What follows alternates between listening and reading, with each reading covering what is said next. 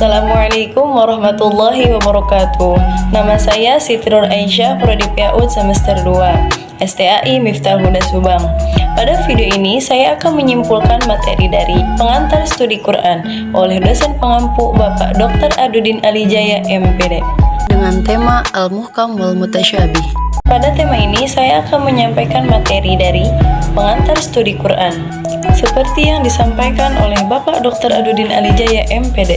Yang pertama yaitu pengertian dari ayat muhkam wal mutasyabih, yang kedua kriteria ayat muhkam wal mutasyabih, yang ketiga sikap ulama terhadap ayat muhkam wal mutasyabih, yang keempat hikmah dari ayat muhkam wal mutasyabih, yang kelima yaitu contoh dari ayat muhkam wal mutasyabih. Berikut penjelasannya. Pengertian muhkam yaitu ayat yang jelas maksudnya dan tidak mengandung kemungkinan nasakh. Muhkam yaitu ayat-ayat yang berdiri sendiri dan tidak memerlukan keterangan. Muhkam adalah ayat yang jelas maknanya dan tidak terdapat kesulitan memahaminya. Ayat muhkam adalah ayat yang memiliki konten, sasaran, dan makna yang jelas sehingga tidak memerlukan interpretasi. Kriteria ayat muhkamat dan mutasyabihat. Kriteria ayat muhkamat: yang pertama, berhubungan dengan realitas; yang kedua, berhubungan dengan hukum qat'i, keharusan beriman, keharusan beramal soleh, dan lain-lain. Kriteria ayat mutasyabihat: yang pertama, membutuhkan penafsiran dan penelitian lebih lanjut; yang kedua, mengandung unsur sumpah; yang ketiga, tidak diketahui hakikat maknanya; yang keempat, mengandung unsur kisah dan perumpamaan. Sikap ulama menghadapi ayat mutasyabihat. Sikap mazhab salaf: mempercayai dan mengimani sifat mutasyabih dan menyerahkan hakikatnya kepada Allah. Mazhab khalaf: mentakwilkannya sampai mendapatkan pemahaman yang tidak bertentangan dengan kaidah umum. Mazhab khalaf ini disebut pula dengan mu'awilah atau mazhab ta'wil. Hikmah ayat muhkamat dan mutasyabihat. Yang pertama, membuktikan akan otentisitas Al-Quran sebagai kalam Tuhan. Yang kedua, menjelaskan tegasnya Allah dengan memberikan kaidah kehidupan.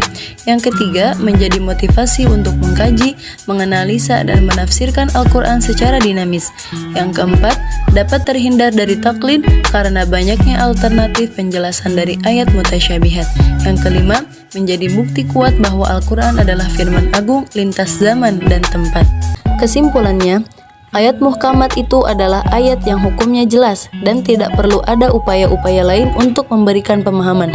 Sedangkan ayat mutasyabihat yaitu ayat yang memiliki potensi memiripkan Allah dengan makhluk seperti ayat yang disebutkan, yaitu yadullah fawqa aydihim, tangan Allah di atas tangan mereka, seolah-olah Allah itu memiliki tangan. Jadi ayat mutasyabihat ini hanya bisa difahami oleh orang-orang yang memiliki logika tinggi dan kecerdasan intelektual kelas tertentu. Bagaimana cara mentakwilkan agar manusia tidak berpendapat bahwa Allah itu memiliki tangan, Allah itu memiliki telinga, dan lain sebagainya.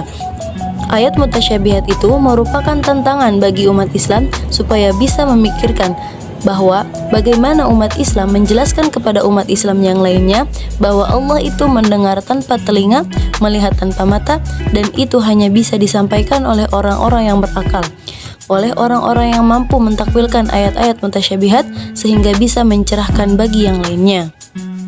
Alhamdulillahirrabbilalamin. Sekian materi yang dapat saya sampaikan. Mohon maaf apabila banyak kekurangan. Kurangan dari saya, lebihnya dari Allah. Wallahumma fi ila aqwamit thoriq.